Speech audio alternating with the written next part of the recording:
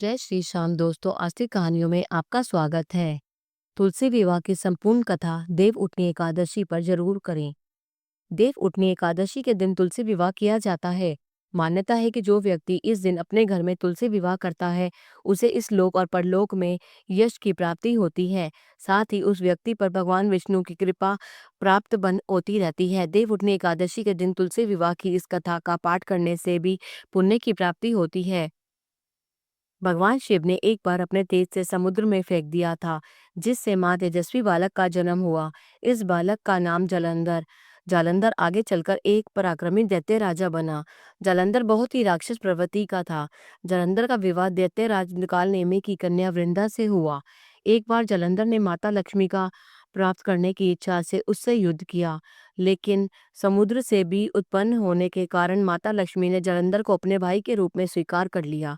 जालंधर जब पराजित हो गया, तब वह वहां देवी पार्वती को पाने की लालसा से कैलाश पर्वत पर पहुंच गया। इसके बाद जालंधर भगवान शिव का रूप धारण कर माता पार्वती के पास पहुंचा, लेकिन माता पार्वती ने अपने योग बल से उसे तुरंत ही पहचान लिया और माता पार्वती वहां से तुरंत अंतर्ध्यान हो गई।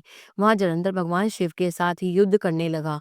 देवी पार्वती ने सारा वृतांत भगवान विष्णु को सुनाया। जालंधर की पत्नी वृंदा अत्यंत पतिव्रता स्त्री थी। उसी के पतिव्रत धर्म की शक्ति से जालंधर ना तो मारा जाता था और न ही पराजित होता था। इसलिए जालंधर का नाश करने के लिए वृंदा के पतिव्रत धर्म को भंग करना बहुत ही आवश्यक था। इसके बाद भगवान विष्णु एक ऋषि का रूप धारण करके वन में पहुंचे, जहां वृंदा भ्रमण कर रही थी। भगवान विष्णु के साथ दो राक्षस भी वहां पहुंचे, जिन्हें देखकर वृंदा भयभीत हो गई। फिर भगवान विष्णु जो ऋषि के रूप में थे, उन्हें वृंदा के सामने पल में दोनों को भस्म कर दिया। इसके बाद ऋषि से वृंदा ने कैलाश पर्वत पर महादेव के साथ युद्ध कर रहे अपने पति जालंधर के बारे में पूछा। ऋषि ने अपनी माया जाल से दो वानर प्रकट किए और एक वानर के हाथ में जालंधर का सर तथा दूसरे हाथ में धड़। अपने पति की दशा देखकर वृंदा मूर्छित होकर गिर पड़ी। जब वृंदा को होश आया, तो उसने अपने पति को जीवित करने की विनती की।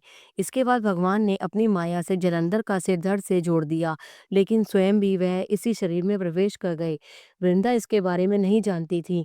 उसके पति ने शरीर में कोई प्रवेश कर गया है। जालंधर बने भगवान के साथ वृंदा पतिव्रता का व्यवहार करने लगी, जिससे उसका सतीत्व भंग हो गया। ऐसा होते ही उधर कैलाश पर्वत पर वृंदा का पति जालंधर युद्ध में हार गया। जब वृंदा को पता चला कि उसने क्रोध में आकर भगवान विष्णु को हृदयहीन शिला के होने का श्राप दे दिया। अपने भक्त के श्राप को भगवान विष्णु ने स्वीकार किया और शालिग्राम पत्थर बन गए।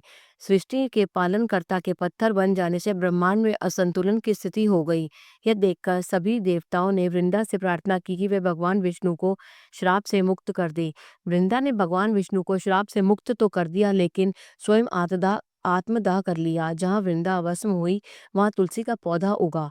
भगवान विष्णु ने वृंदा से कहा, हे वृंदा, तुमने अपने सतीत्व के कारण मुझे लक्ष्मी जी से भी अधिक प्रिय हो गई हो। अब तुलसी के रूप में सदा मेरे साथ रहोगी। तब से हर साल कार्तिक महीने की देव उठनी एकादशी के दिन तुलसी विवाह के रूप में मनाया जाता है। भगवान विष्णु ने वरदान दिया कि जो मनुष्य भी मेरे शालिग्राम रूप के साथ तुलसी का विवाह करेगा, उसे इस लोक और परलोक में विपुल यश प्राप्त होगा। इसके अलावा तुलसी को वरदान प्राप्त है कि जिस घर में तुलसी रहेंगी, वहां यम के दूत भी असमय नहीं जा सकते। मृत्यु के समय जिसके प्राण मंजरी रहित तुलसी के और गंगा जल मुख में रख कर निकल जाते हैं, वह पापों से मुक्त होकर वैकुंठ धाम को प्राप्त होता है। जो मनुष्य तुलसी व आंवले की छाया में अपने पितरों का श्राद्ध करते हैं, उसके पितरों को मोक्ष प्राप्त हो जाता है। जय श्री श्याम।